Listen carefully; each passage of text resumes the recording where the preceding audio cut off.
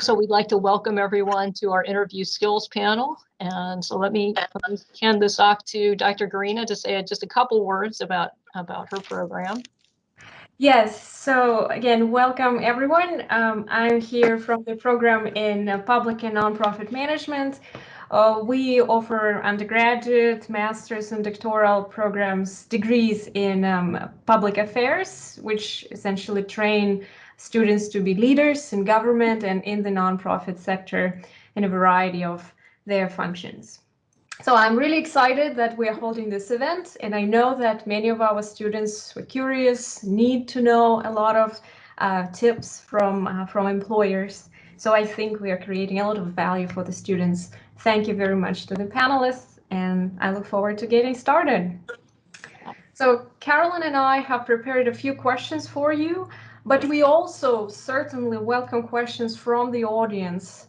So in terms of housekeeping, let's agree that students who are participating in this event are very welcome to ask questions in chat and post them.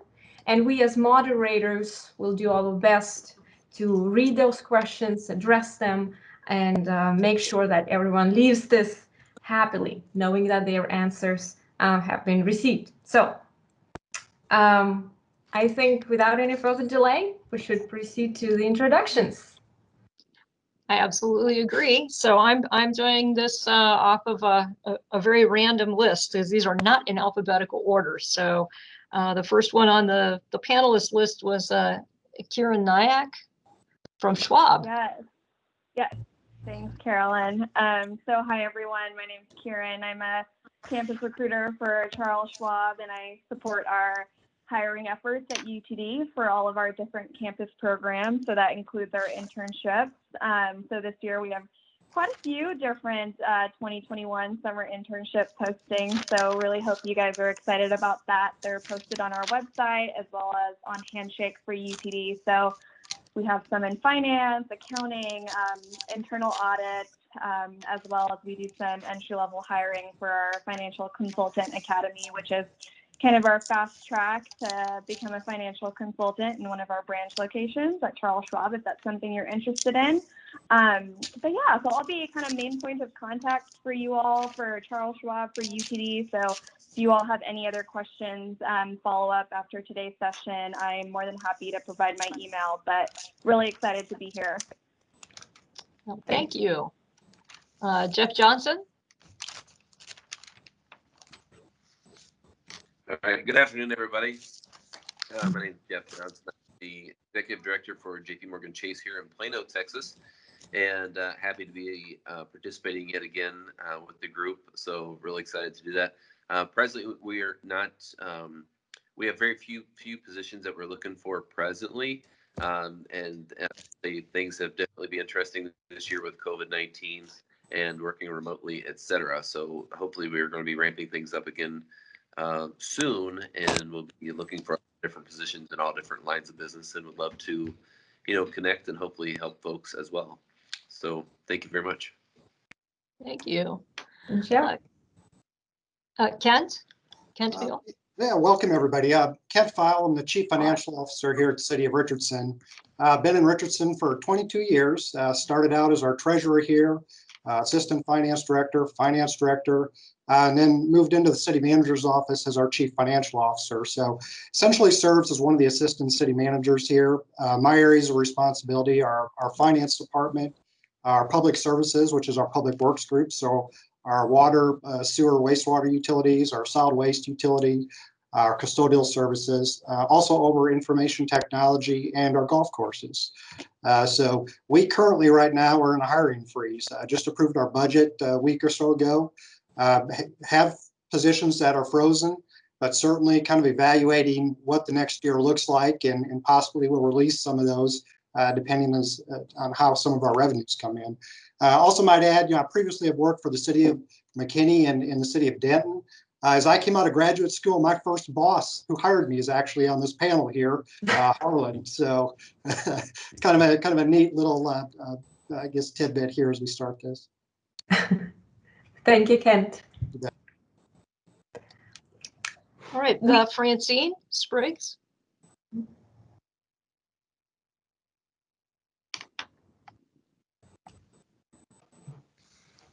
sorry, I'm trying to unmute myself here. Hi, yes, I'm Francine Spriggs. I work at Fannie Mae. I've been there for 37 years. I work in the capital markets operations area.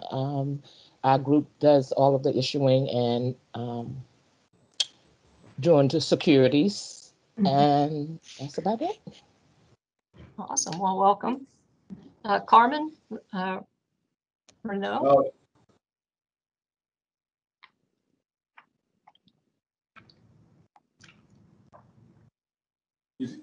I'm sorry, you're looking for Jack first.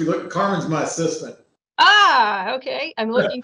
Actually, you're listed as both. Can you So guys you're hear me? listed twice. Oh, okay. Or I'm sorry, maybe there is a Carmen, so it's no big deal. Hi. Yes. If you guys can hear me, this is Carmen Reneau. I'm a talent advisor to a GM Financial, and I've been with the company for 2 years. And the areas of business that I support are accounting, finance, internal audit, tax, and purchasing. Of course, we have many different career paths within finance. And GM Financial is the captive finance company for General Motors, and we have around 9,000 employees. And our corporate office is located in downtown Fort Worth, and we also have some offices over in Arlington and Las Colinas. And presently, we are working from home and hiring for business critical roles at this time. And so I'm just excited to be here. I'm here on behalf of Michelle Crode on our university relations team, which some of you may be familiar with her. So I'm just excited to get to know you guys and participate. Oh, thank you. Jack Furst. My name is Jack Furst. I'm an instructor at UTD. I teach a variety of finance classes this semester, private equity and domestic fund management. When I'm not doing that, I have a family office called Oak Stream Investors, manage my own capital, have a diverse portfolio of real estate, public stocks, venture, private, bonds, minerals. I advise 3 family offices on their asset allocation and their investment portfolios. And I love helping students get excited about their journeys. Well, I place a lot of folks in our venture companies. I'm just happy to be part of the panel. Robert Ruff.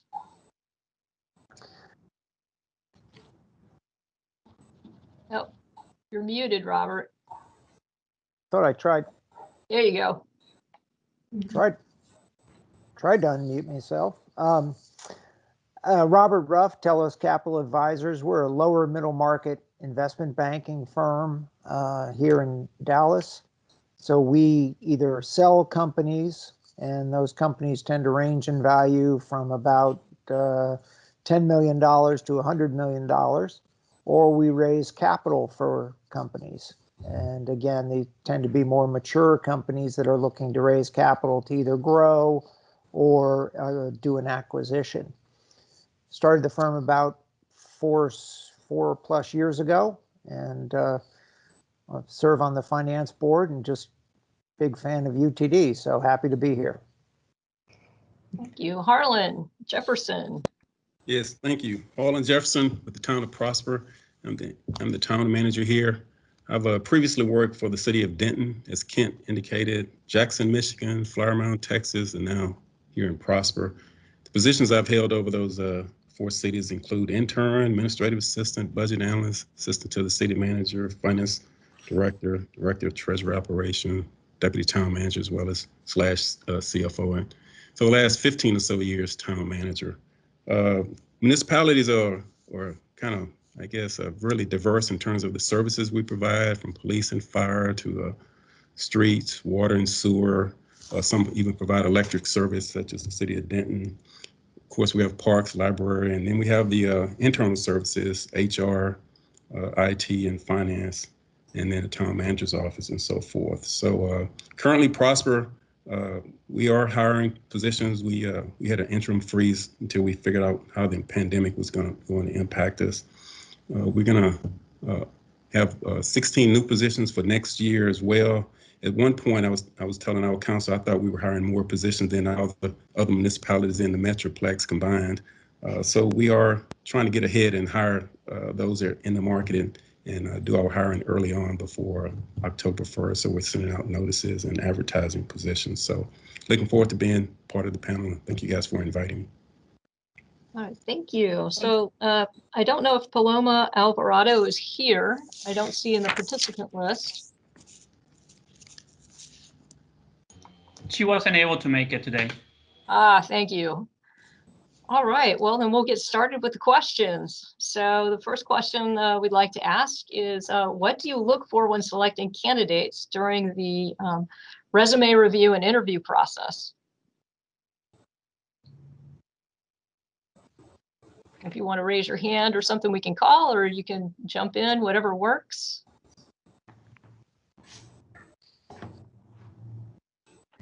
Well, this is Carmen with GM Financial. I'll say for us, we look at candidates that have prior internship experience, maybe project experience, any kind of leadership or student organization involvement, soft skills like around communication, and especially for us in a finance company, advanced Microsoft Excel and SQL and SAS. So Francine. Hi, I actually was raising my hand to say that I need to step away. We're having a terrible storm. I'm in Washington, D.C., and water is pouring in my basement. So I'll come back as soon as I can. Oh, I completely understand. Go take care of Go. Go. Go. I would like to say I don't understand this, but I do completely. So some other folks, what do you look for when you're during the resume review and interview process? Harlan. Yes, this is Jeff. Yeah, thank you. You know, the basic stuff, of course, the town is an equal opportunity employer. And I think when people apply, if they look at the job description, you know, it lays out, you know, the basic skills and education requirement and experience we're looking for, you applying. But when you apply online application, you know, we encourage people to make sure they complete that fully and completely. A lot of times people take a default and just say refer to resume, and you know, I think hiring supervisors aren't wild about that. But once you get past the basics in the cover letter, I think it's important that applicants try to customize those for the position they're applying for, and not send out a broad list and you read it and say they really didn't match up with our job. But if you customize it and make sure they're precise, I think you're going to hit more of the target in terms of the supervisors that are really interested in finding the right fit for them. And then when you identify some of your attributes, you know, those strengths, even some weaknesses, if you can give examples of those as opposed to them coming off as though they're just terms that you picked from a book or something like that, or you know, here's how to complete a resume book. But if you can explain those, I think you'll better connect with the hiring supervisors, and they actually know what they're getting when they make a decision. Mm-hmm. And I mentioned equal opportunity employer. You know, in the midst of the pandemic, I think cities have been under a big scrutiny, and we've been challenged to look at ourselves and see if we're, not say pandemic, but the civil unrest that we're dealing with. We've been forced to look at ourselves and see if our workforce match up racially with the demographics of our community, and we see where we're falling short in those areas. So I think I know Prosper and probably a lot of organizations and cities are looking to try to bridge that gap and see what they can do to correct for any inequities in their system. So, Kiran. Yeah, and I can kind of echo what Harlan just said. Just make sure your resume really aligns with the job you're applying for. So taking the time to kind of tailor and emphasize your experience and your transferable skills. Definitely don't underestimate your experience. Even if your skills or work experience don't align perfectly, we are looking for potential. We understand you all are campus talent, so maybe you don't, of course, have 5 years of experience. But for example, like let's say you're applying for like a financial services professional role where you'll be taking inbound calls from clients, and maybe you've never worked in a role where you're on the phone all day, but you've worked as a retail sales associate, or you have some customer service experience on campus. Those are really great transferable skills that align with the job description. because at the end of the day, we're looking for people who are able to build strong relationships with clients. So just kind of like what was mentioned with the previous presenter, just make sure you're kind of lining up the job description with your resume when you're working on your bullet points. Okay, this is not sure how to raise my hand on this, but I was going to go ahead and add a couple of tips as well. So primarily we're hiring in the retail bank for people that are going to be customer facing or working with people on a regular basis. So any types of skills or activities that you may have had in recent years that would portray that. Oftentimes I interview candidates and they've got positions like they were a waiter or waitress at a restaurant, or they were involved in different volunteer activities and they don't put it on the resume. And I actually bring it out during the interview and I say, well, gosh, I wish you would put that on there, because that shit, like being a waiter or waitress is one of the hardest jobs ever, and dealing with the public, trying to win people over that are not nice, trying to get them to give you extra money for no reason at all, just based on your service. That's really hard. So make sure you give yourself that credit and put it on there, because that really jumps off the table when I'm looking at resumes and trying to find something that, you know, puts that you're standing out, or that shows your personality. Also love to see any type and all types of leadership. So whether it's from your, you know, religious organization, whether it's in your finance committee or club, if you're a soccer fan and you both play soccer, you're the captain of the soccer team, and you play club soccer and you coach soccer, like put all that on there as well. That shows that you're able to juggle a number of different priorities, your schedules, you have high energies, and that you're leading other groups of people as well. So make sure you give yourself credit for all those types of things. A really big deal, make sure it's grammatically correct. Sometimes people use spell check and they might accidentally have the wrong word in the wrong place, but it's spelled correctly. So spell check won't always pick up on those things. But being grammatically correct, it's making sure, you know, we're paying attention to the details. At the bank, people like it when we put their money in their account. They don't like it too much when we put their money in somebody else's accounts. Paying attention to details are a big deal. And then I'd say, lastly, is just try to make it bullet points, get to the point quickly. The more words that are on the page and the longer the description, the less likely I am to read it. Not being offensive or anything, but when people are really busy, I don't want to read a 2,000 word essay. I'd rather read a 400 word bullet point resume. So those are a few tips from me. Yeah, I would say, echoing that to a certain extent, we work with entrepreneurs in the lower middle market. And quite frankly, what I do is probably only about 20% finance. Most of the rest of it is psychology and interpersonal relationships. So I think those sorts of experiences, I guess if we're hiring somebody with an MS in finance, we pretty much can assume a certain amount of what they know how to do quantitatively. But what we look for is people, we say, can run through brick walls at high speed, can dig, can think critically, I think is probably really one of the big issues. And we have to understand how a business works, not just what the results are. So any sort of those jobs that you've had that show that you were inside the guts of a business and understand how cash flows through a business is those are helpful for us. Mm-hmm.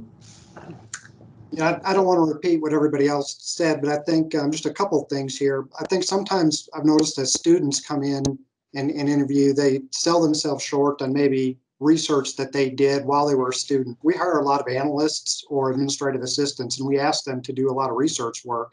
And we've had students that come in that do a really, really good job with that, I think, based on just kind of what they were used to doing in the classroom. And then I think sometimes folks sell themselves a little bit short because maybe they don't have accounting experience or relevant work experience, but they've had some really good projects. And if they can take a little bit of time, for example, some accountants here, we put together a comprehensive annual financial report. There are students that have come in that have been able to articulate some research they have done on other cities' CAFRs and so forth. And I think that, you know, it's worth it for them to really kind of make that part of their experience. in the interview process. Then I would say if they make it to an interview, just exuding positive energy, but at the same time, kind of a level of maturity, I think goes a long ways for us. So thank you for these comments. So why don't we zoom in a little bit on the self-marketing that you have already touched upon in some of your answers. So we have some graduates from the finance program who are, say, open to careers in the nonprofit sector or even the public sector, the government. And we also have students from the public and nonprofit management program who are absolutely open to careers in the private sector.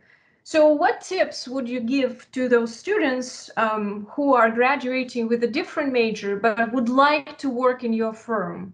How should they market themselves to be really competitive as applicants? Any specific tips for that group that, for instance, are not graduating with the major that you typically hire from? Well, this is Robert Ruff at TELOS. When you think about the large investment banks in New York, a lot of the places that they hire from are liberal arts colleges, right? Yeah. Yale, Princeton, etc. So these are people who majored in history or economics or government or something. So they're really looking for the best athletes and people who know how to think, know how to communicate. So I'm not necessarily sure I would rule yourself out just because you didn't major in finance or something like that, or accounting. Now, it's always good if you've taken some accounting, a course, either inside or outside of your UTD experience. But you know, we all want to hire smart people, and you can pick up a lot of the nuts and bolts along the way. The bigger firms will teach you the nuts and bolts. But if you can show me that you're smart and can think and can communicate, that's the important stuff that I can't teach. Yeah, picking up on what Robert said, I think, you know, the real key is smart. And if you've changed your major or it's not what you want to do, that's perfectly fine. But have a transition sentence as to kind of why the epiphany, as to what you want to pursue, with a little bit of knowledge around why you want to do it. But I couldn't agree with Robert more. I mean, when you come out of UTD, I mean, what I'm expecting a student to have is they can walk, talk, chew bubble gum, they can communicate well, they have a lot of energy, they're full of integrity, they understand they need to pay their taxes. Those type of things, so that we can then jump into your problem-solving skills. So I would not worry at all about what your major is, but you should lead with great communication skills and be authentic. And I like it when people change their mind about what they want to do, because when you're in a business, they're pivoting all the time. And so we are always changing directions. And so you might as well get used to it. Maybe that helps a little.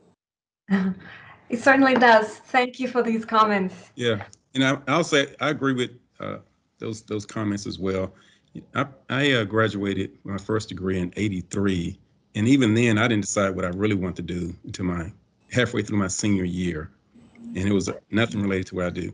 I became a finance director, and I don't have an accounting degree or a CPA as well, but I did put a lot of time studying in the finance area and hung around UNT and took all the classes that simply didn't get a degree.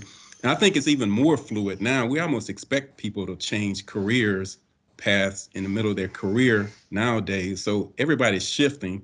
You just have to show that you spent time preparing for the job that you're going to apply for and compete for.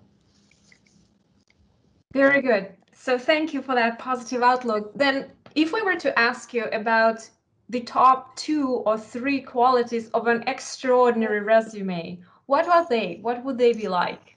In other words, what distinguishes an extraordinary resume from just an ordinary one? 2 things to you personally in your particular firm. Carmen. Yes. So I would say a good resume won't make or break you, but a bad resume is easily ignored. So showing your technical skills and how you use them, I feel like is really important. And also taking advantage of the career services that you guys offer for resume reviews and having someone look at your resume, and then also tailoring your resume with that relevant experience and or your transferable skills. Mm-hmm. I think we're always trying to look too for some sort of a reference to maybe leadership or responsibility you've had. Maybe that's through extracurricular activities. Maybe it's through involvements in sports or something else. But some way on that resume, if you can show us that you've kind of done a little bit more than others. Mm-hmm. Mm-hmm. I've got, my two would be, I like it to be efficient. Okay. So bullet point, I don't like long, I like bullet points, I like it to be efficient. And you need to really highlight your work, your activities, and your leadership experience. And do that in an efficient, creative way, and you win. I can echo that as well. Sorry, this is Kiran, but like everyone said, focus on results, accomplishments, business tasks, any specific projects that you worked on where maybe you took some initiative or had some leadership.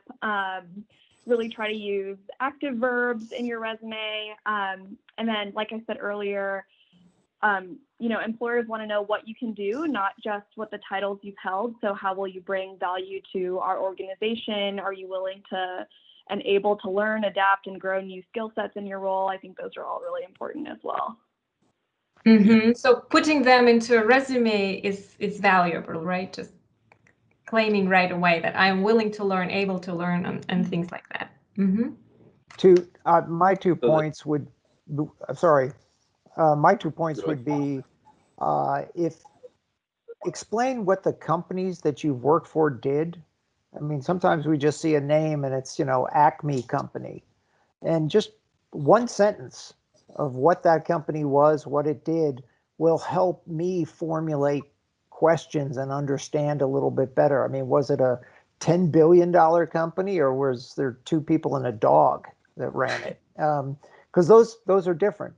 The other thing I would recommend is if you're interested in this securities industry in some way, and that you'll have to get licensed, there is now, you have the ability to take what's, it's the SIE, it's the Securities Industry Essentials exam. You used to have to wait until you were hired to take an exam. This is an exam you can take, it's I think $60. You can take now ahead of time. And I think if you're going to show interest in wanting to be an investment banker or work in the securities industry somehow, where you're going to have to get licensed, I think this is one very tangible way that you can show that I've made a commitment to do this and taken some effort. It's sort of an off resume thing, outside of your education that you can do that shows interest. Mm-hmm. Thank you. The top two, so the first one would be a variety of different attributes. And so we've talked a little bit here about, wanting to know that the candidate's IQ, of course, they're graduating. We expect them to have a certain level of acumen, et cetera, but also the EQ, so their emotional intelligence. And that could be demonstrated or portrayed, again, in a lot of different activities, groups and things like that on campus. Volunteer events, leadership, all these different types of things. And again, it shows to me if you're leading a group of individuals that's very diverse, and that's challenging. That's challenging, and it shows that you can get along with everybody, which is so essential in today. So essential, and also like leading through change. So I had a number of conversations today, this morning, in the interviews where we just talked about, how COVID-19 has changed everything, even like what we're doing right now, as opposed to in person, and then how we've had to be able to change with, figuring out how to use Teams and, WebEx and Zoom and all these different kinds of technology. So any of those attributes that would show that you're able to adapt to change in your variety of leadership and interpersonal connections, competitiveness, et cetera, et cetera. And that's all like number one would be just concise. So again, I don't want to read a novel. I'll do that in the evening or on the weekend or on vacation, but short, sweet, to the point, and let's decide on whether or not we want to take the next step. Mm-hmm. Thank you. So I will ask the next question since it's been wonderfully teed up. It's a question I get quite a bit. They come into my office or Zoom or Teams and they say, I've made the short list. I have an interview. It's a virtual interview. What do I do? What tips do you have? So what tips do you have for the virtual interview?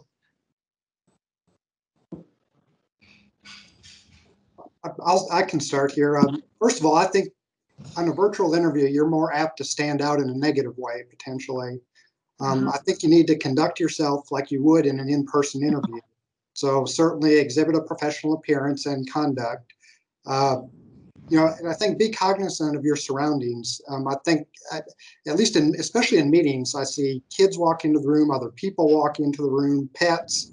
What does your background look like? I think you really need to try to keep it professional. Then I think sometimes it's easy to all of a sudden kind of get distracted or not pay as close of attention. I think you need to be conscious of kind of the people you're speaking to.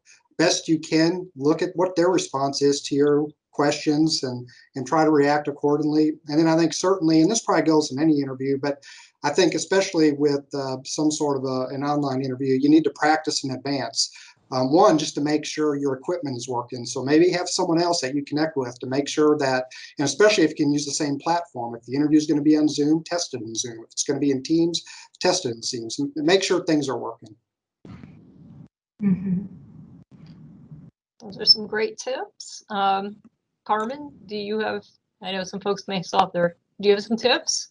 Sure. So to piggyback off of what Kent said, I agree. One of the other things I would say is we do the behavioral-based interviewing. And so having some examples ready that they can share that's relevant to the role is really important, where they're giving that specific situation or task. What actions did they take? What is the final result? And is it relevant to what they're applying to? Because that goes a long way with us. Mm-hmm. I just want to mention a couple of things, and I agree with the other speakers, so I won't recite those. But I think it's important to do research on the company or whoever you're going to interview with, and being able to demonstrate doing your questions that you've conducted. The research is important. People they like hearing about their company, I think, and they'll be impressed that you know as much as you do through your research. They may find that you know that some things that they didn't know. I think the rehearsal that Kent mentioned is really important, practicing. And I would go one more step and say you should, record yourself in your practice sessions and review those, and then repeat and try to fix those. My youngest daughter plays soccer, and I could never get her to watch herself on film. I said, why are you putting us through this and your coach, but you don't want to see it? But when she did, she would always get better, and she would not want to see those bad habits. So I would video yourself and practice it and view those, and work to be personable, be excited about the company, and show excitement about the opportunity that's ahead of you as well. And practice creating some dialogue during your interview sessions. I think whether that's in person, it's strange being on Zoom even now or Teams, and you don't get the normal body language reads and interaction that you normally would. So if you can have your set of questions that you want to ask in advance, don't save them to the end when they ask you. If you have questions, try to work them in when they're on the topic while it's still relevant, and practice that skill. So it'll be a nice transition when it's your turn to ask questions, and it's going to feel like a natural dialogue and just continue. And people appreciate that in a more pleasant setting. No one's excited about going in this question and answer interview. So if you can help the interviewer make it easier, I think they'll appreciate that and think highly of you as a candidate. And I think finally, I would say you need to work to psych yourself up before you go in. I don't know if you guys are Grey's Anatomy fans, but they had one of the doctors on there had a Superman pose that she would go through, and I thought that was pretty cool to get herself psyched up that I'm going to go in here and I'm going to have a big S on my chest. So if you're going to do online interviews, you really need to work to get psyched up to be in front of this camera and not really know who's on the other end and get feedback from them. Thank you. Yeah, to follow on Harlan's points, I mean, it's all about energy. You got to have a lot of energy. If it turns into a question and answer interview, you've lost. You want to get it to be a dialogue. And an interview is a two-way street. Time is your most valuable asset. So your time is so important. This company that you're interviewing with is going to take your time. So you need to make sure that you've got lots of questions and know about that company, because you want to know whether it fits your culture and your value system. It's not a job, it's an avocation. So if you can get the interview where they see your energy, you're authentic, they get the sense that they can trust you, you're energetic, you're communicative, and that you create a dialogue about getting them to talk about their company so that you can discern whether their value system and culture is going to fit your personality to go win. And if that occurs, then it should be perfect. If it doesn't occur, find another interview. So thank you. Those are great tips. Mm-hmm. So what are some pitfalls in the interview process, and what can students do to avoid them? I know we talked about virtual interviews, but eventually, hopefully, they get to see people face to face again.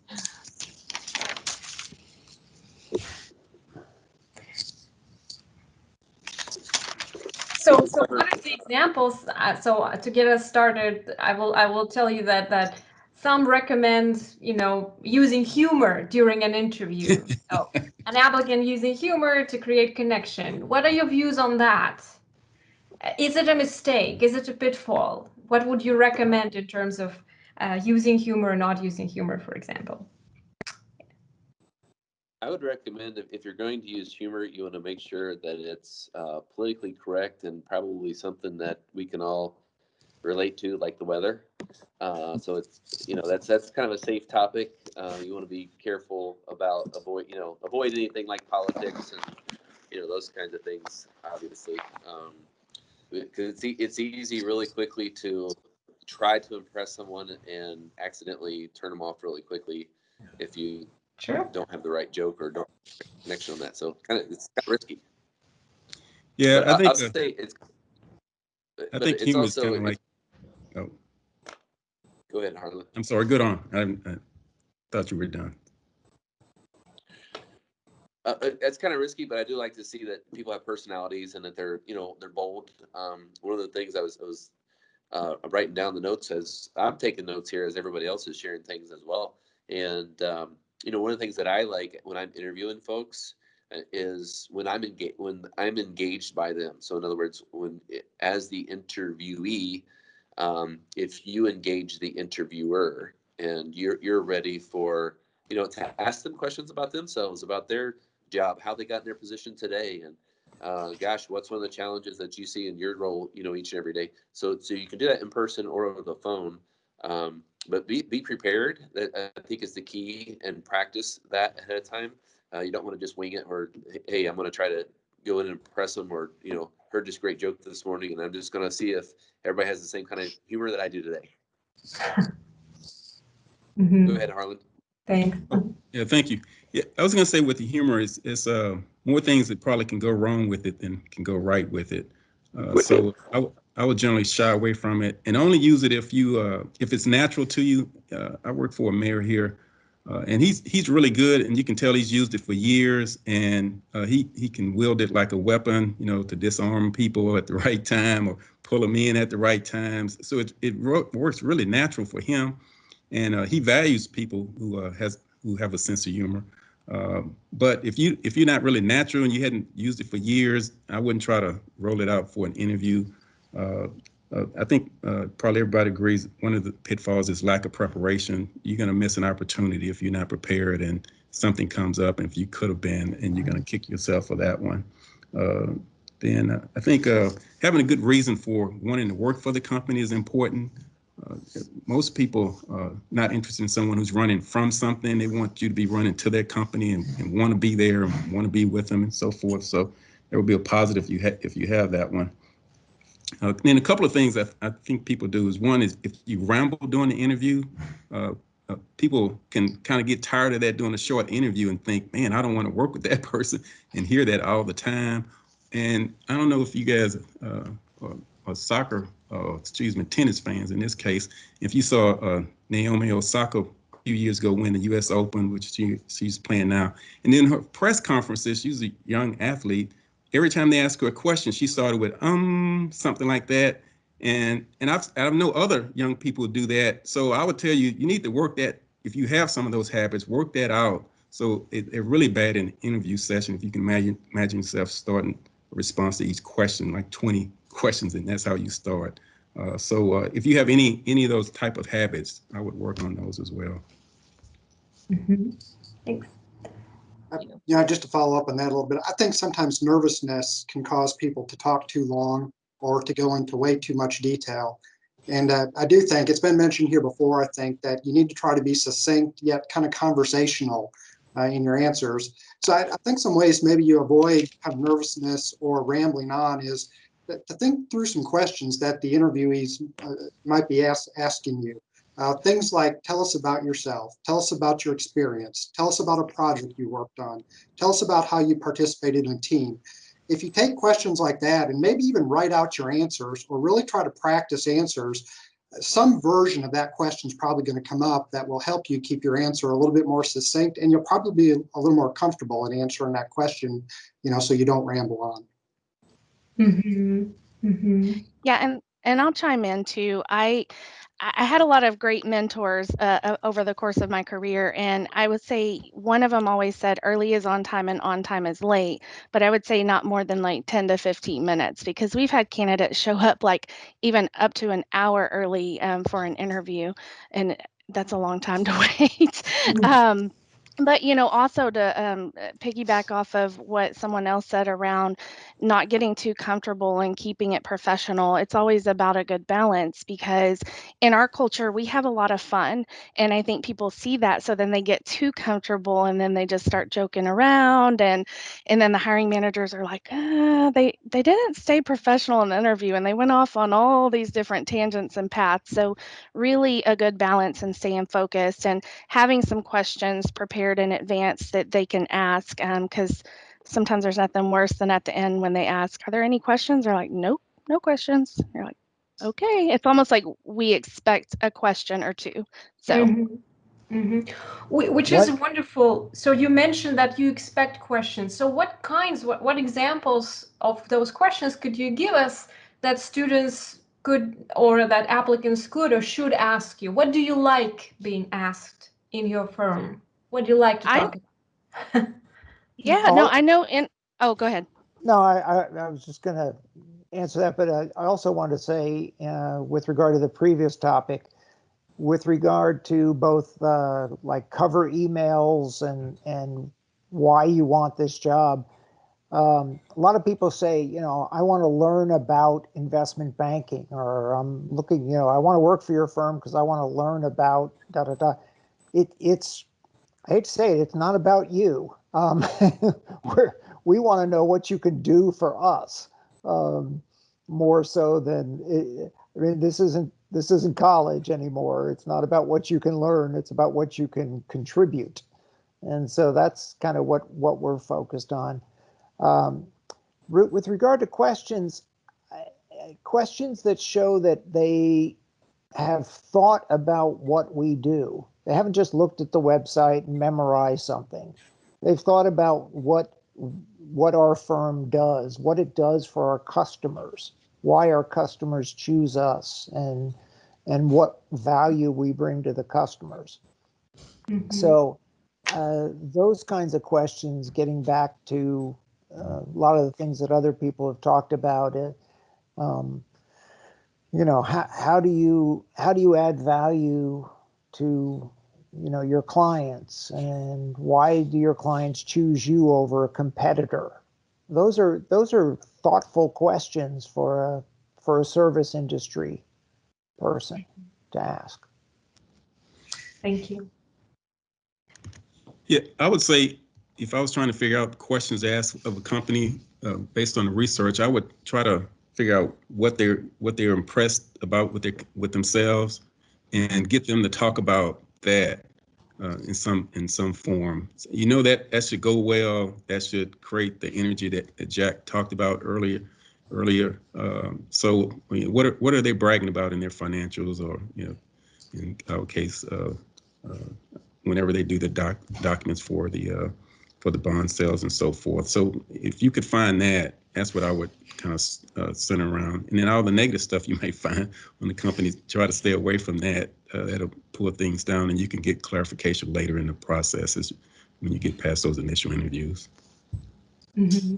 I would add to encourage the students to really do your work, be prepared, know the business model to the best of your abilities, and then make sure your questions are around the knowledge of your business model, and put the questions back on the interviewee about the business model, the value props. Focus on their culture, focus on their value system, and be authentic, show enough intellectual curiosity, be humble, but leave the impression that you really have worked hard to understand their business model, why you can be value add in that business model, and that you come humbly before them, that recognizing that you can add, subtract, multiply, and divide, but you have energy. You can work 24/7, 365 because you're young and you're willing to learn, and you'll win the initiative. Wonderful. Thank you. Good stuff. Carmen, do you have a comment to add? The hand is raised. Oh, I think I don't know how to lower it.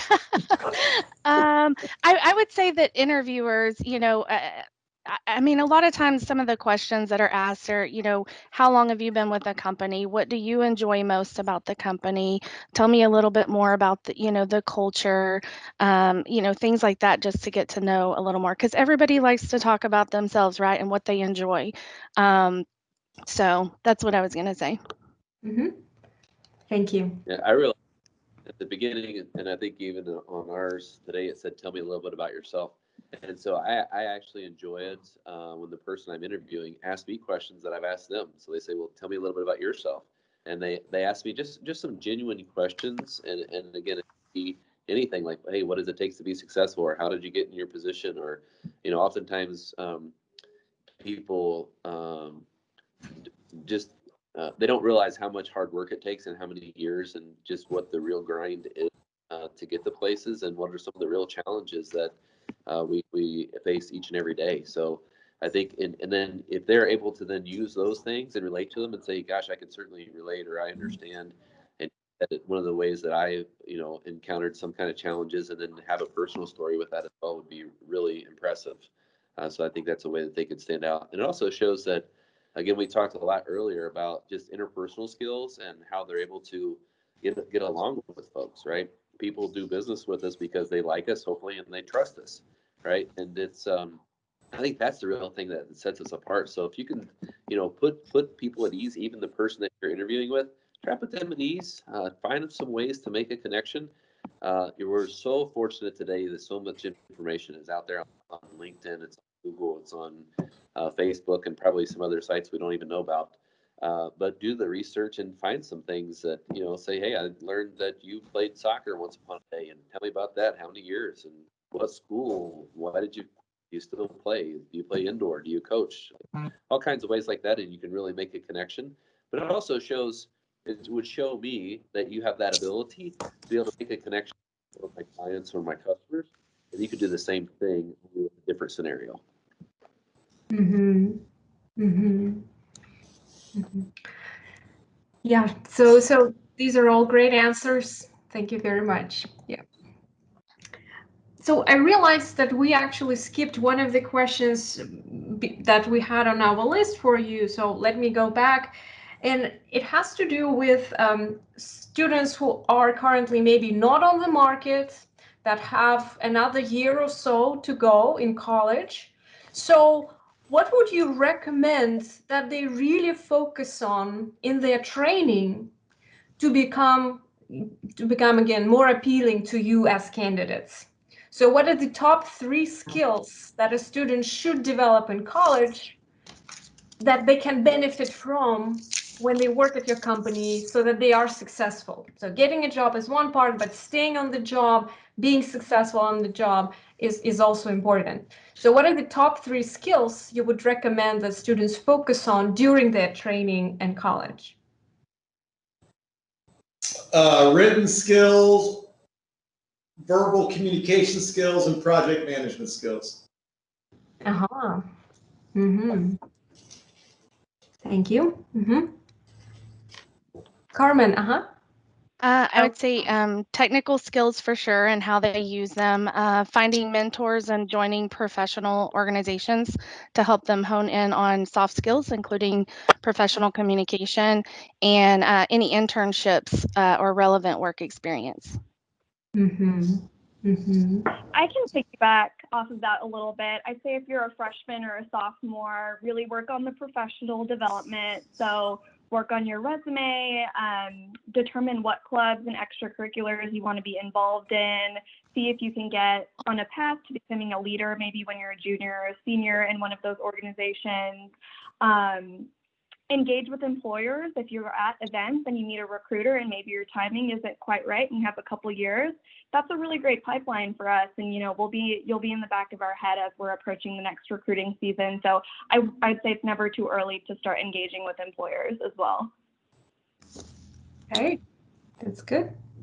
I'd say for me, I think one of them would be certainly technical research, analytical abilities, really focus on your software skills, your spreadsheet skills. Another one I think was mentioned, though, communication, both writing and speaking. It's so important to be able to communicate within the organization, not only with maybe your own team or work group, but also across departments. We have a lot of different departments here, lines of business. Important to be able to communicate across all of those. And I think one to me that might be a little more of a soft skill, but very important to start to develop good habits in time management. Everything from juggling multiple tasks to making sure you're on time. If you're not going to class in college, are you really going to show up to your job on time and be dependable? I think being dependable and reliable. We have had people that have left or we've let go that really could have been good employees, but they just couldn't quite figure out, no matter how much you coached them, to show up to work on time and just to be dependable. So I just think those are good skills that you don't have someone standing over you in college, but if you can start to develop those skills while you're in college, I think very, very important. Yeah, my 3 would be technology, staying current on that, on the cutting edge. The communication, the oral and written. When early in my career, I always thought people who make the most money are the ones who actually make presentations. So I said, hey, that's an important skill. So I joined Toastmasters and worked on that. And I learned a lot of stuff from listening to others speak as well. It was very informative, and I still use some of the things that I picked up going through that. And then team building is important. We don't just hire a lot of rock stars, but they can't play with a band. You need people who can get along with others and work with those. And when I started my career, we used the term networking, and now I use the term relationship building, and probably some other term, was in between. But this relationship building, working with people and spending time with them, I mean, it's amazing. You could go through school and find yourself 20 years later being hired by someone you went to school with. You hire them. So you have to build these great relationships, join different clubs and organizations. But even now, when I left my previous employer, probably 8 years ago, I didn't have to go through a rigorous interview process and application process, because as soon as it was placed in the morning news that I was likely to leave my previous employer, then another city manager called me and said, hey, I know a great opening in Prosper, and the city manager is great. I mean, the mayor there is a great friend of mine, and I can ping him. And I was in the middle of Friday night football game, and boom, I was connected. And I had to say, wait, I hadn't left my other job yet before you hire me for this one. And so I think you guys are going to learn that your technical skills are really important early in your career, but it's going to be the relationships that's going to transition as you elevate in the organization. People are going to be talking about whether or not you're ready to be promoted long before you apply for jobs. They're looking for who's going to be the next leaders in their organization, and relationships is going to be there. Probably before I started my career, they used to say, it's not what you know, it's who you know. And that's just another term for this whole relationship thing. So spend a lot of time, if you're not ready yet, honing those skills, getting better at them. If you're an introvert, guess what? That's not going to serve you well. Get out of that, and you're going to at least have to start meeting people, at least pave the way easier for you. If you're the extrovert, well, you're already ahead of the game. Yeah, I think, Jack hit it on the head with the communication and practice your verbal and written communication. One thing we like to see, I'll tell you, one of the best hires, analysts we've ever had, it was a UTD grad who, by the way, Jack started out pre-med and switched fields. And he spent probably a couple hours a week during his time at UTD investigating the investment banking world. I mean, this guy he knew more about investment banking than I do, about the different types of companies, about what the different functions of an investment bank are, the difference between TELOS Capital and Goldman Sachs, and what it meant to him in terms of his working there. I mean, he that was another course that he took the entire time he was at UTD, and it was self-started learning about investment banking. I've never seen anybody do anything like that in my life, be that dedicated to finding a job in investment banking. And, he found one with us as an intern and did a fantastic job because he had all those other skills. And now he's working for a real investment bank. So.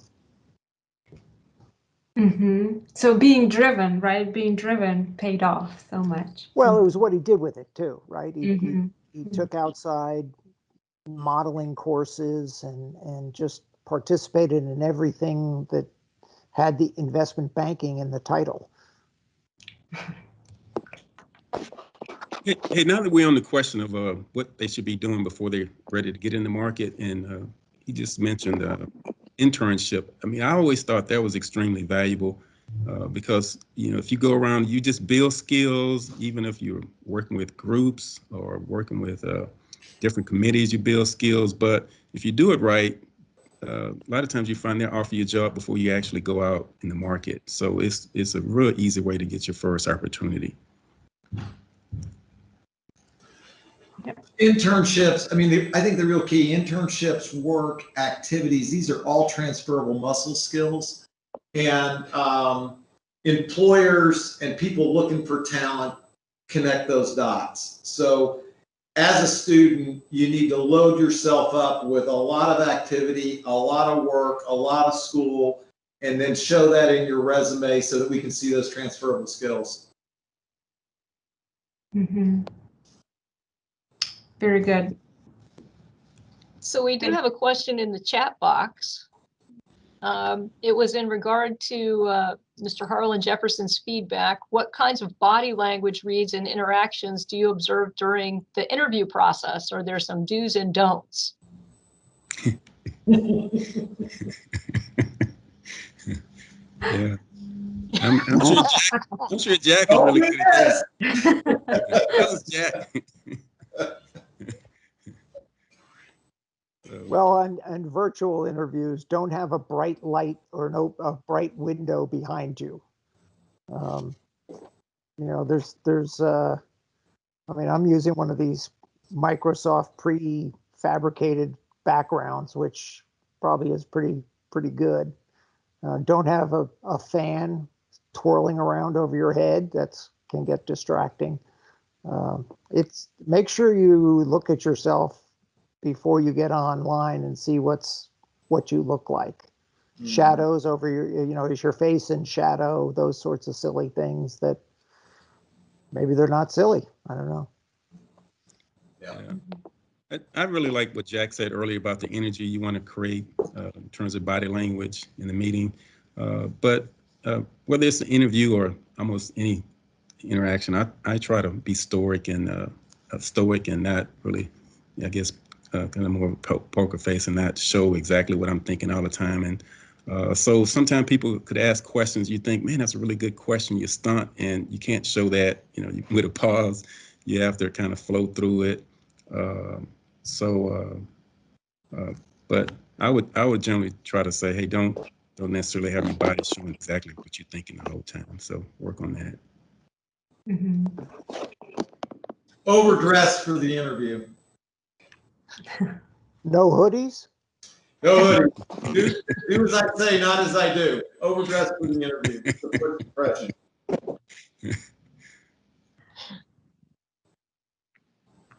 Good. All All right. right. Yeah. So, okay, I think we're close to the end of our questions. We have a few more. So, Carolyn, do you think we should talk about the future of the industry? That one?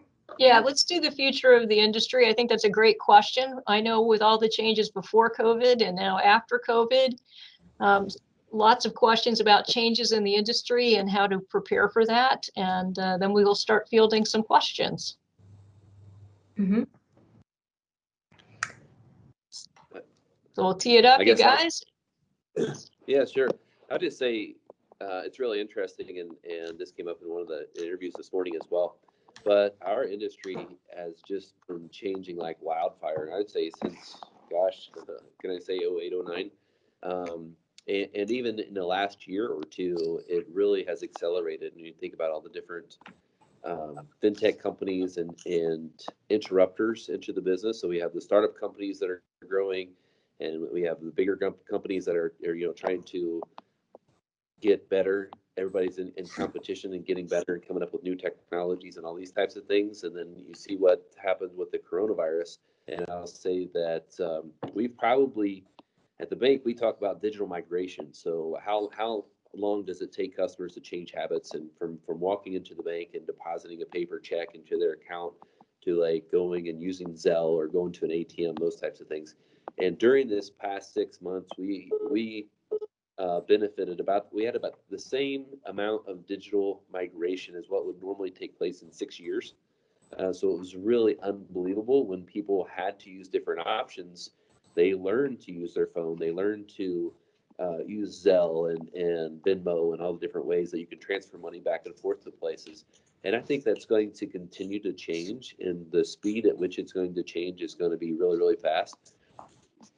So I just say, I don't know what the future is going to be, except for we're going to get faster, better, more efficient, more competitive, and more economies of scale, more simplicity. But then that also breeds it costs more to innovate.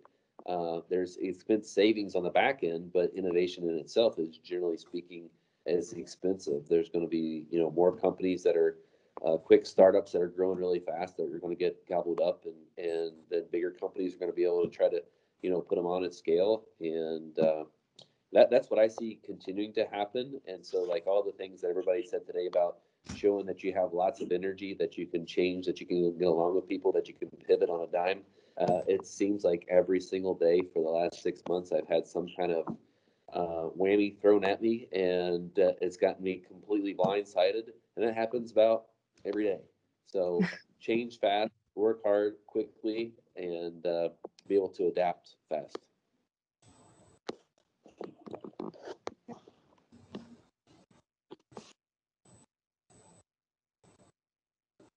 Other thoughts on changes in the industry and how students can prepare?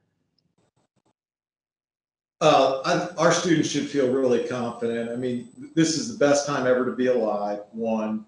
Two, it's the safest time ever to be alive. We're going to get through COVID.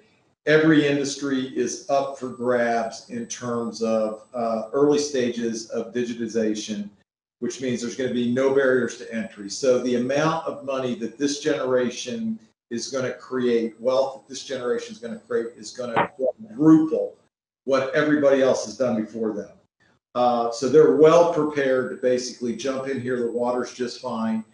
Some things are going to be more remote, and that'll be fine. The digital footprint will be fine in terms of making things quicker, faster, better.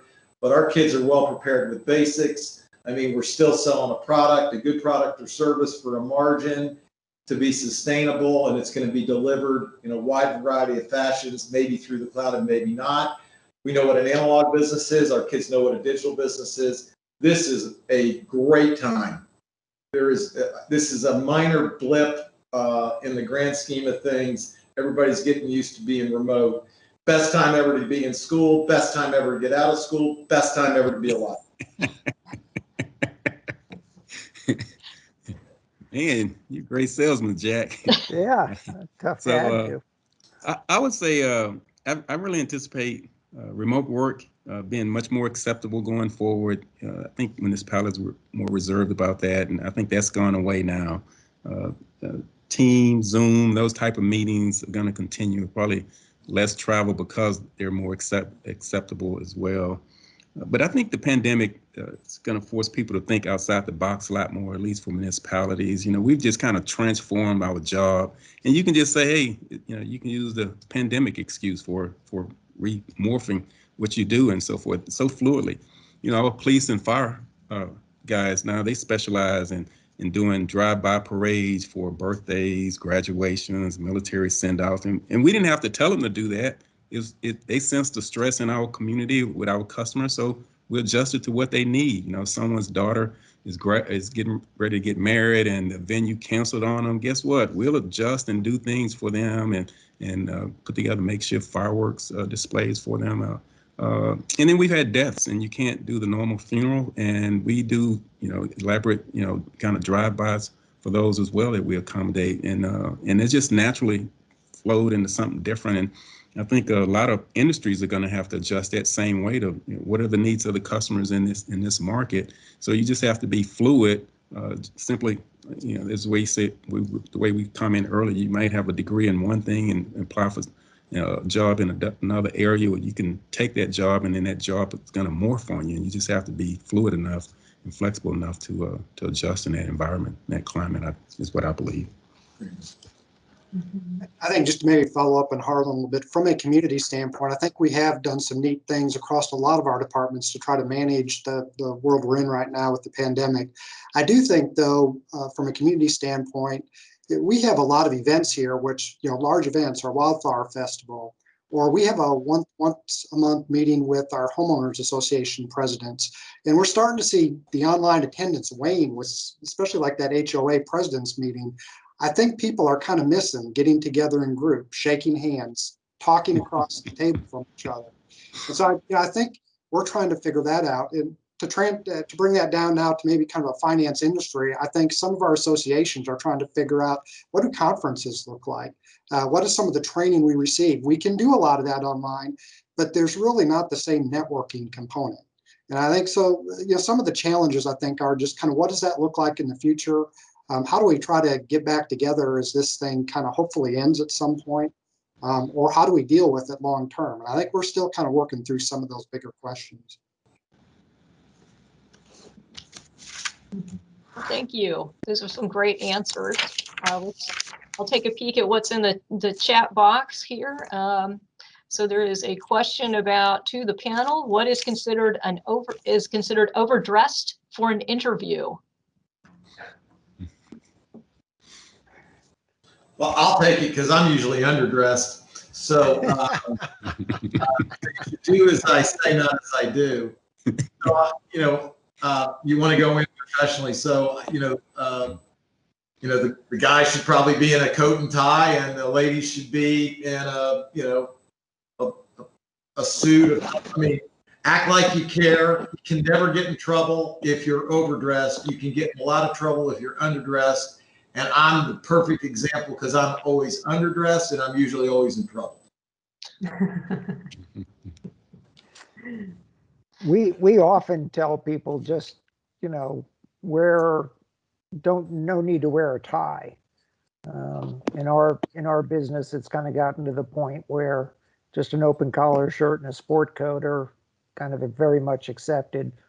I think if somebody showed up in a golf shirt or something, I'd be a little bit, I'd send them over to Jack's place probably for an interview, but yeah. In my place.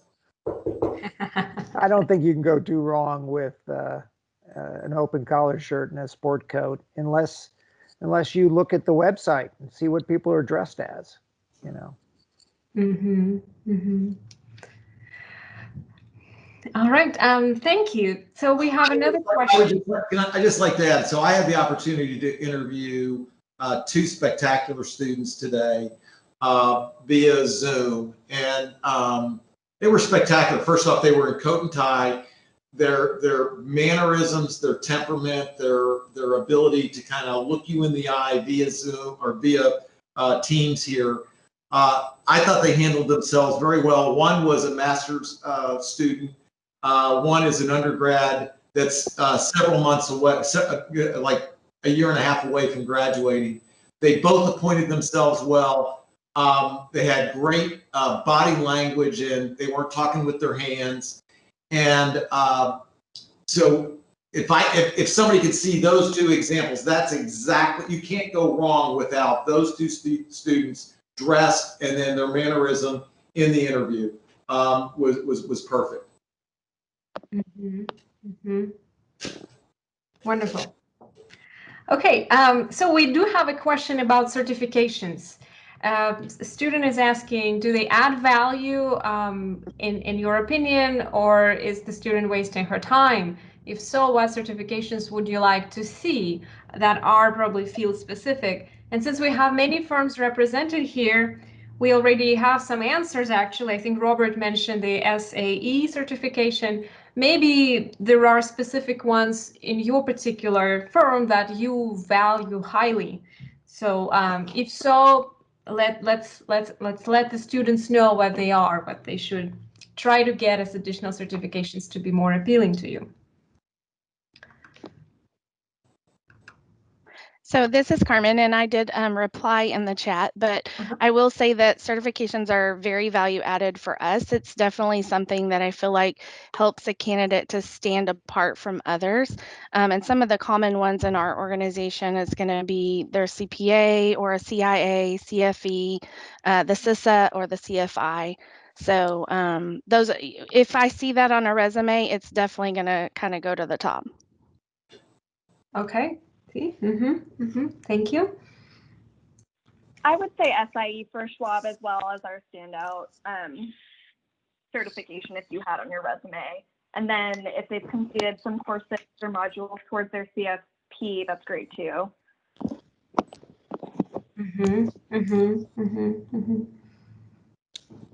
Yeah, I would say in the local government field that they are valuable. For one, they help you build your skill set in many cases, depending on which ones you go after. And then secondly, they impress the person that's doing the interview, and they'll let you know, they'll let them know that you've done some work and you're a serious candidate. But as a certified a credential manager, if you want to be a city manager in our field, as a certified investment officer, as well as certified financial official as well in local government arena. Thank you. I think they've got to make sure that they're having if they're going to get an additional degree or certification, it needs to be applicable to what it is that they're going for. And again, there's a lot of different designations and things that they can have. And if they pivot or change up their minds, then it's fine to list what you have, but also be able to say, hey, I realize I got this certification, but I'm wanting to go into this direction. So recently I had the privilege of meeting a young lady who was studying for her CFA, and she wanted to be an advisor.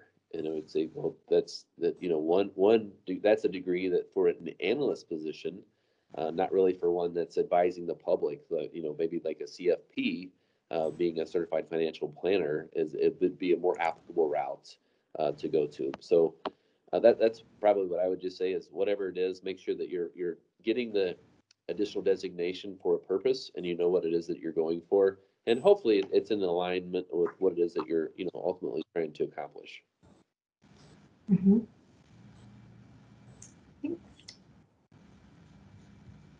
So I'll take the next question in the chat box. It says, thank you all the experts for your great insights for our future. Hypothetically, would you prefer a student with a bachelor, master, PhD degree? What are your views on overqualified candidates? Do employees with a PhD necessarily get promoted quicker than other degrees? How about employees with a CFA or CPA? Thank you.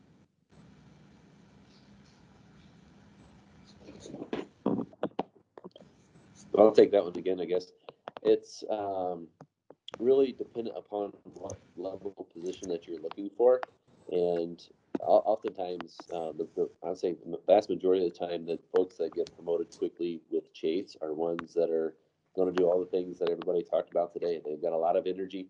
They put forth a lot of effort. They get results. Everybody likes them. And, they're fun to be around, and everybody wants to be around them. So it's less determinant upon their actual education and more determinant upon what their results are and how well they do on the job.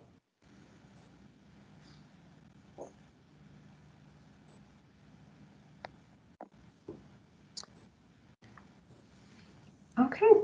Yeah, I would say the only question in terms of degrees being too high is that sometimes people are concerned about how long the applicant will stay with them, if they're just going to be there a short period of time. So that's the question you would have to answer, I think, for the hiring supervisor, that they're not going to hire you and you're going to immediately run off when you get a job that matches up better with the higher degree that you have.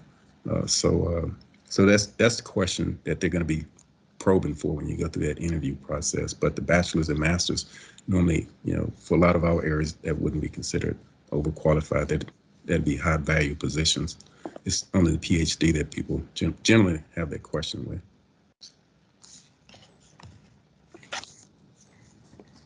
Well, thank you. So let's see if folks have students have other questions they'd like to put in the chat. There's another one. Do you want to take this one, Dr. Garina? Sure. So the student says, well, hello, I have a very general question about following up after applying for a job and whether or not you all recommend it. If so, how would one go about following up with a potential employer? Mm-hmm. I personally think email is fine, and definitely I think following up is still a good idea. Thank you for your time. I appreciate learning about yada yada. And if there was something that you remembered about interviewing with that specific person, I don't think it hurts to throw that in there. I enjoyed talking with you about, Mexico or whatever you guys talked about. Yeah. I agree with Robert. I'd add one more thing. I'd send the email, but I'd also send a personal thank you note, handwritten, to the interviewer. Okay. Old school wins all the time. Right. Yeah, I agree with that. They certainly won't hurt you, and it's nice to remind them who you are and as they're going through their process. So. Yeah, I would agree, and I'm also sometimes surprised at how many applicants do not do that. To me, it seems like there's fewer and fewer nowadays that do take the time to write a nice email or send a personal note. So we value that as well. Mm-hmm. So we have another one here regarding job applications. Some people have advised me to get my foot in the door, meaning applying for any job in the company and then trying to move horizontally to where I want to be, the department of choice. How would you compare that advice to trying to apply for the department one is interested in and becoming an expert at it, leaving aside the factor of not fitting well into a certain department for now?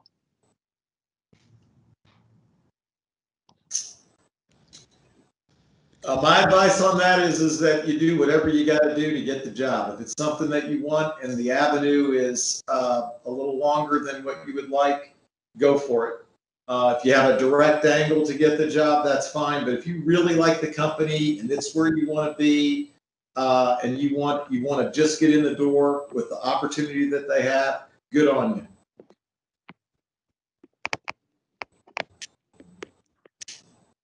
Yeah, this reminds me of a conversation I had with Kent years ago. Kent lasered in and said, "Hey, if I want a job, that's what he applied for," and he had a great success rate. And my view then and now was that, hey, you should apply for certain jobs to build your skill set, build practice. And I always had a fear that if I waited for the exact job I wanted, then for lack of practice, I wouldn't perform as well. So I competed for jobs just to get better at interviewing skills.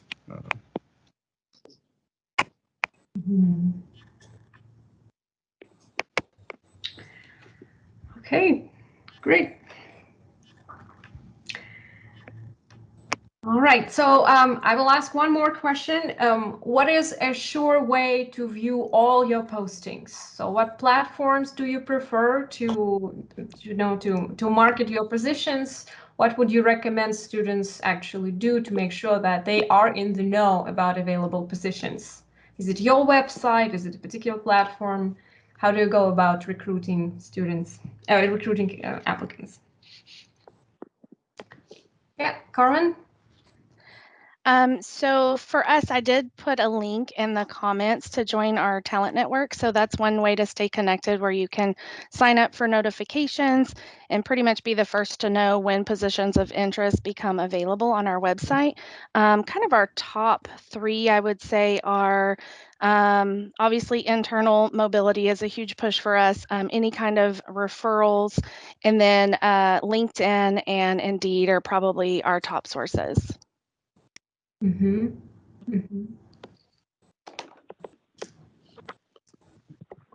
go next.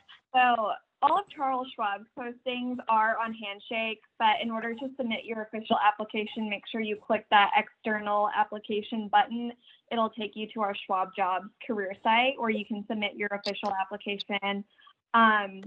We also have a talent network. I know Penny sent it through the chat, but similar to what Carmen just said, definitely fill that out. That's a really great way for me as the UTD recruiter to track your application and to help advocate for you if you're applying for a role at Schwab. But yeah, we also have a ton of internship postings. Those are on Handshake, as well as some full-time opportunities as well. Thank you. And for Chase, some of the same things, you'll definitely want to go ahead and apply at chase.com and sign up for additional notifications for jobs that you might be interested in. I would say also, connect with me on LinkedIn and feel free to connect with my network as well. You probably want to connect with some recruiters that I'm connected with, and then just reach out to them and message them. You just want to try to separate yourself from everybody else. And then, Indeed as well. So if you're on those and socially active on those three things, then I think it'll be fine as far as getting knowing about the openings for sure. From a City of Richardson standpoint, certainly our website has all the positions here at the city. But I'd also say a lot of departments use their professional organizations. And so a lot of professional organizations, International City Management Association, and also the Texas Municipal League has a job posting site. The Government Finance Offers Association, if you're interested in public finance, has a great job listing site. Okay. So we do have another question in the chat to all the panelists. If there are noticeable gaps in anyone's resume, how do you suggest addressing that? You mean time gaps? Time gaps? It doesn't say whether it's time gaps. It could be time. If it's knowledge gaps, yes, time gaps. Straightforward. It is what it is. Yeah. Don't start lying in the interview. That's not a good. That's not a good first step. Well, presumably, if it's a big time gap, maybe you traveled around the world or you did something that all of us dreamed that we had the courage to do. So don't have a time gap. Yeah, fill it. Yeah. I mean, if you had to take care of a sick relative or you or yourself were sick or something, I mean, sometimes taking care of somebody, you can learn a lot about yourself. So it's going through that hardship. Yeah. So. Yeah, we've hired plenty of people that have taken years off for whatever reason, whether it's cared for a family member, raise a family, go back to school. I mean, all kinds of different reasons. And I think if you just be straightforward and honest up front, again, know what you're going to say prior to the interview. Don't try to think of what it is when you're in the interview, and be prepared with that. You'll be just fine. Yeah, I mean, if you were in drug rehab or in prison or something, I mean, you gotta deal with it, right?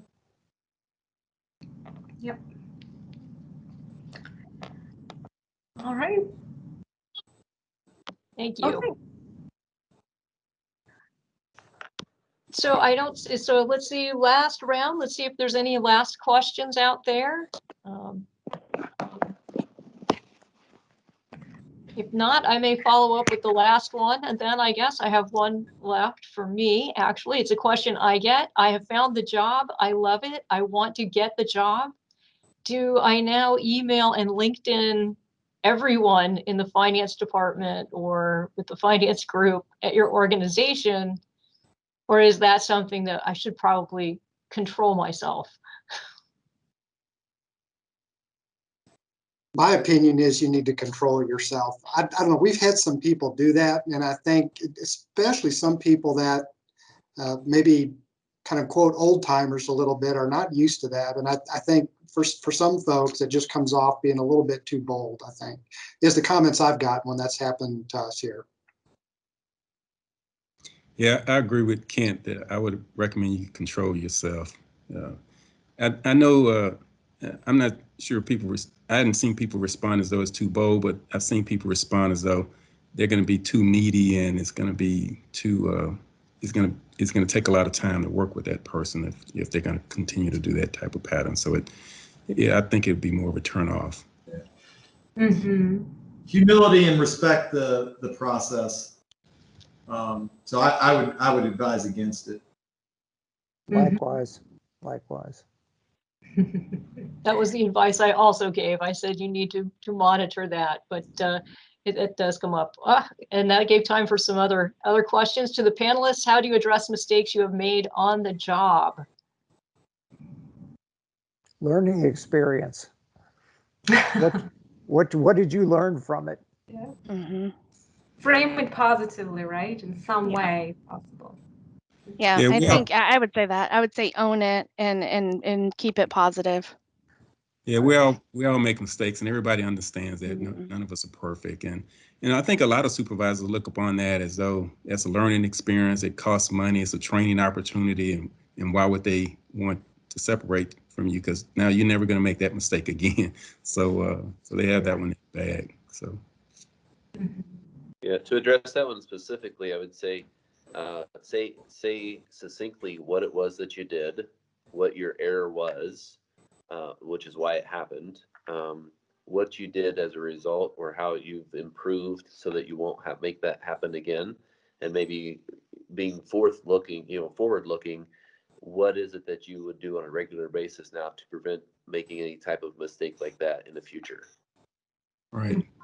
Yeah, and to tell them myself, I can remember early in my career, I was assigned with rehabbing some houses that were on this land the city purchased for a landfill, and the contractor, we had a PO. He went out and started the work, and I was signing off on these invoices without going out and verifying he had done the work. So we got to the end and said, hey, this guy hadn't done this work, and Harlan approved it. I'm like, oh, this is so terrible. How did I make that mistake? And my boss just glossed over that and just kept going, and he treated it as the way I said it earlier, and so I knew, man, I got to double, triple. He knew I would triple check everything from then on. So we're all going to make mistakes. He knew it. He didn't slam me for that, and it was never mentioned again. And I was thankful for that, and I show others the same grace, and I think a lot of people in the workforce are the same way. Yeah, I just encourage, look, we're all going to make mistakes. We make them every day. Own your mistakes. Try to do the more correctable mistake. And I think you'll find supervisors, I personally like guys on my team, when they make a mistake, they own it, and they usually don't make it again. And off we go.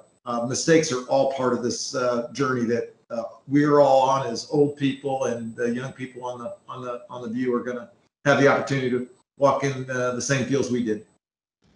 Mm-hmm. Yep. So we have one more informal question.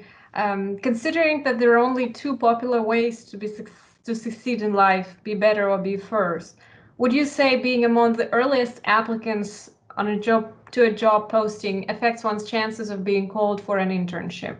I believe I'm a much better applicant in person versus reflected on my resume. Well, I'm not sure I agree with the premise, but I would also work on your resume so that you're a better person on your resume. If your resume doesn't reflect you and it doesn't jump out the way you do in person, then first work on your resume. But I don't know. I mean, we're a small firm, so we're, you know, if you happen to catch me when we need to hire somebody, you've got a much better chance than if you caught me 6 months earlier. We don't really have a hiring cycle. We're too small for that. But some of the bigger firms probably could answer this a little bit better.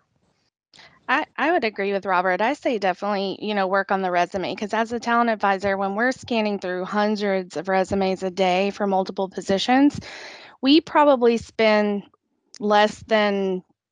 for sure less than 30 seconds, sometimes less than 10. So we're looking for things that are going to grab our attention, right?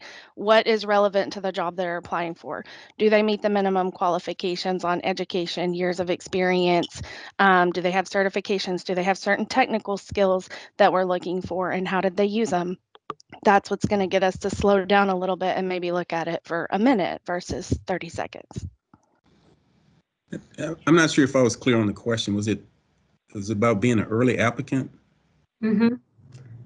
Yeah, I think the old saying, early bird gets the worm, still apply. I don't think you get hurt by being an early applicant. And a lot of times, if you can connect with the employer and develop a relationship that they're thinking you before or as soon as the job comes open, hey, we know a person that's going to fill that job if they know of you. So I would say knock on the door early and be there ready. And and when the opportunity comes available, your name will come up, hopefully. Mm-hmm. I agree with that. I'd say for Schwab, we definitely want strong resumes, but timing is also really important. So for our internship positions, we're doing most of our interviewing from September to November and kind of on a rolling basis. So if you're able to get your application in early, it'll only benefit you. And then by the end of November, we're hoping to wrap up interviewing. So I would say if you have your resume good to go ahead and submit it as soon as you feel comfortable. Mm-hmm. Mm-hmm. There's a limit. I mean, I'm having high school kids contact me about. I'm serious. Good. It's like, yeah, no, you need to go learn something first. I mean, isn't the answer is you want your resume ready to go and you want to be first in line. So you want to do both. So that's a good thing for our kids to understand is get your act together, get your resume together, be the early worm, early bird gets the worm, and go for it. Mm-hmm. All right. It's competitive out there, guys. Not everybody gets a trophy. That's a good one. Are there any other messages that you would like to convey to the group that we haven't touched upon, that we haven't asked you about? And thank you already for sharing lots of your great energy, guys. So if there is any last minute, any last message you would like the students to hear, this is the time. Yeah, I'll share a couple of things. One, and I hope that, I have got a couple pages of notes myself that I took from all the great feedback and advice and everything that's been shared today. So thank you for everybody on the panel. And for everybody that's listening and going to be interviewing for positions, take all this, put it into play, practice, do your research, your homework, work on a great resume, your presentation, all these things that everybody talked about today. Then I would say, be courageous and fail forward. Don't be upset if you know what you apply for. Your dream job is the first job you apply for, and you don't get an interview. Don't be upset. Plan on. It's a journey, so plan on applying for probably a lot of positions. Plan on doing a lot of interviews. Plan on getting a lot of no's. I'm sorry. Plan on not getting your feelings hurt, and on asking for constructive feedback and criticism. Practice with your friends. I mean, there's nothing that says that you can't set up your own mock interview in wherever it is you're staying now, in the dorms or apartments or wherever it might be, 6 feet away, or do it via chat, Zoom, or whatever video method that you're able to do it, Teams. Do those things. There's so many resources now that are set up that you can do these things with, and So practice, practice, practice. And I think if you prepare yourself mentally that you're going to do a lot of interviews, you're going to apply for a lot of jobs, you're going to get a lot of no's, you'll probably be preparing yourself for the right part emotionally. And then when you get called back for that second or third interview and you get a job offer, you'll be pleasantly surprised, and it'll be a great experience for you. And just say good luck to everybody. Wonderful, thank you. I would maybe add that, particularly in my corner of finance, call it investment banking, private equity, debt funds, etc. It's very, very uncertain right now, and a lot of people have put things on hold. So if you're interested in getting in this field, apply very broadly.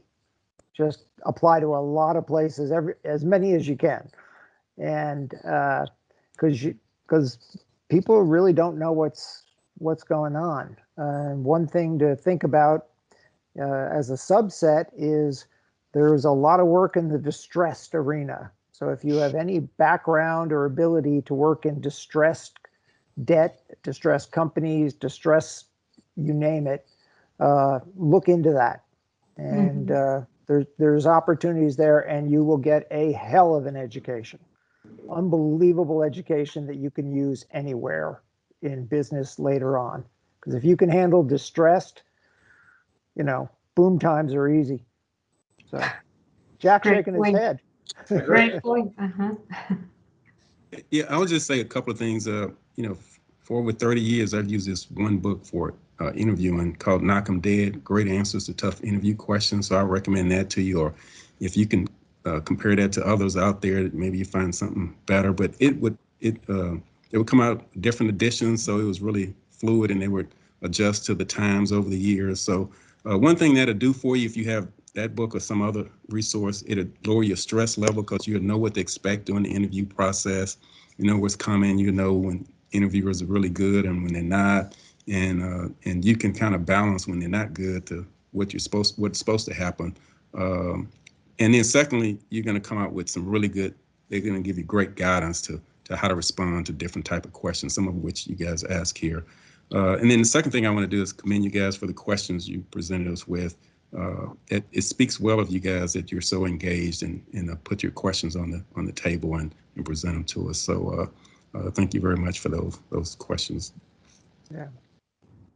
Thank you. Well, that looks like it's all the questions that we have for today. There was a question about, I think very earlier on, not really a question, but just whether or not about a list of the folks speaking and how to connect with them potentially through LinkedIn. So the names and the companies. Are you guys? So we'll see what we can put together. But I want to thank all of our panelists and our students. And all of our guests for joining us here today. Your insights have been wonderful, and we speaking on behalf of Dr. Garina, although I'll let her speak in a moment, and UTD, we are so thankful and grateful for you sharing your knowledge with all of the students today. So thank you very, very much. The answers were very helpful. Yes, I'm joining Carolyn and Dr. Reinhardt in this message. So thank you very much. And we look forward to all the students finding jobs and being ready, being empowered to look for jobs. Thank you very much. And until next time. Thank you. Thank you all. Thank you guys.